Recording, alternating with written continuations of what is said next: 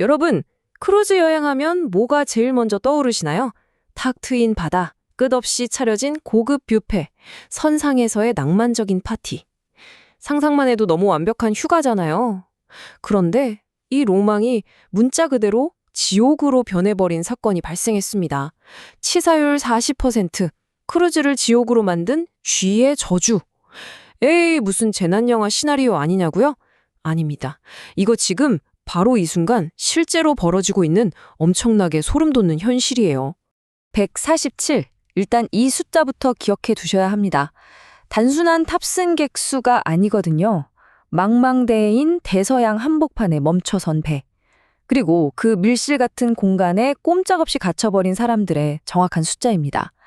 탈출구도 없는 호화 크루즈 안에서 147명의 생명이 지금 엄청난 공포 속에서 하루하루를 버티고 있는 겁니다.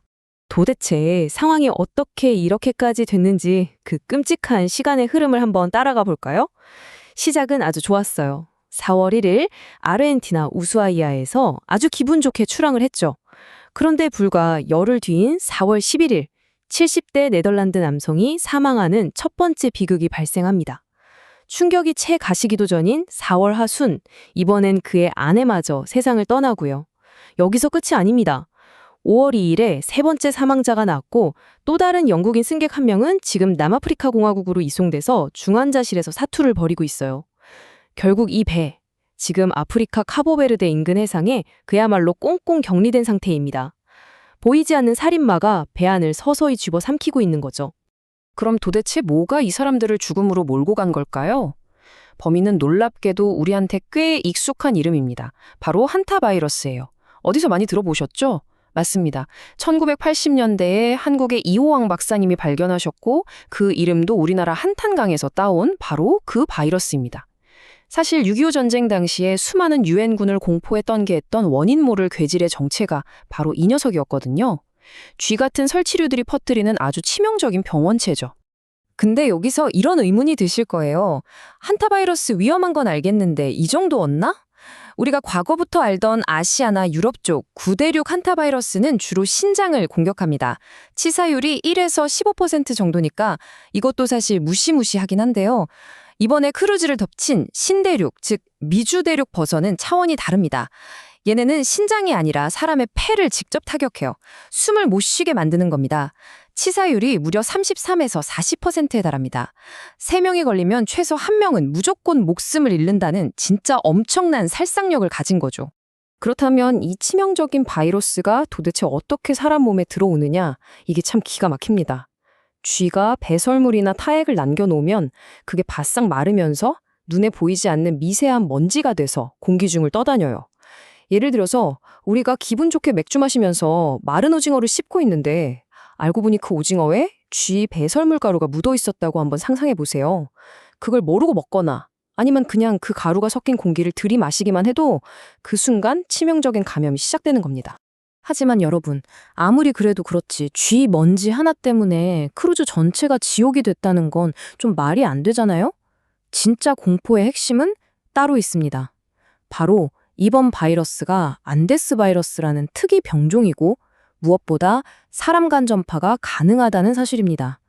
원래 한타바이러스는 사람끼리는 절대 안 옮는다고 알려져 있었거든요. 그냥 쥐만 조심하면 끝나는 문제였단 말이죠. 근데 아르헨티나에서 넘어온 이 안데스 변종은 호흡을 통해서 사람과 사람 사이로 직접 전염이 되도록 진화해버린 겁니다. 이건 완전히 게임 체인저죠. 상황이 이 정도로 통제 불능이니까 세계보건기구 WHO조차 경악을 금치 못하고 있습니다. 폐쇄된 크루즈 선박 안에서 사람 간 전파가 일어날 수 있다는 거에 엄청난 우려를 쏟아내고 있어요. 한번 생각해 보세요. 창문도 마음대로 못 여는 객실, 배 전체를 빙글빙글 도는 중앙 환기 시스템, 게다가 수백 명이 매일 모여서 밥 먹는 공동식당까지. 바이러스 입장에서 보면요, 이 크루즈는 진짜 무한리필 뷔페이자 완벽하게 세팅된 거대한 바이러스 배양기나 다름없는 상황인 겁니다. 아니 그럼 애초에 아픈 사람을 배에 안 태우면 됐던 거 아니야? 라고 생각하실 수 있죠? 그런데 여기에 아주 무서운 잠복기의 함정이 있었습니다. 이 바이러스 잠복기가 짧게는 일주일인데 길게는 무려 2달, 탈주까지도 갑니다. 그러니까 승객들은 아르헨티나 육지에서 관광할 때 이미 쥐 먼지에 노출이 된 거예요. 그리고는 자기가 완벽하게 건강하다고 믿고 즐겁게 크루즈에 올라탔겠죠? 그런데 한 달쯤 지나서 망망대해 한가운데를 지나고 있을 때 갑자기 치명적인 증상들이 뻥 하고 터져버린 겁니다. 그야말로 걸어다니는 생물학적 시한폭탄들이 배에 타고 있었던 셈이죠. 그런데 참 안타까운 건 이 끔찍한 사태가 어느 날 갑자기 하늘에서 뚝 떨어진 재앙이 아니라는 겁니다. 229, 이 숫자가 그 증거인데요. 2025년 12월, 그러니까 작년 말에 WHO가 이미 남미 지역에 역확주의보를 크게 때렸었어요.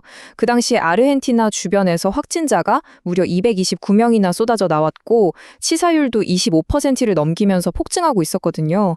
계속해서 강력한 경고음이 울리고 있었는데도 결국 막지 못한 예고된 참사였던 겁니다. 상황이 여기까지 오니까 이제 전 세계 지도자들도 바짝 긴장하고 있습니다. 이건 더 이상 단순한 전염병 문제가 아니라 심각한 국가 안보 이슈로 번져버렸거든요. 미국 정부, 특히 트럼프 행정부도 이 상황을 국가 방어 및 생물 보안 차원에서 엄청나게 엄격하게 모니터링하고 있습니다. 뭐 정치적인 입장이 어떠냐를 떠나서 사람끼리 전염도 되는데 치사율이 40%에 육박하는 변종 바이러스잖아요. 이런 게 자기 나라 국경을 넘도록 내버려둘 국가는 지구상에 단 한 곳도 없을 겁니다. 진짜 방역 전쟁의 도화선에 불이 붙은 거죠. 자, 그럼 시야를 좀 더 넓혀서 이게 우리 경제에 미칠 파급력까지 한번 짚어볼까요? 글로벌 크루즈 산업 규모 어마어마합니다. 1년에 크루즈 타는 승객만 3,800만 명이에요.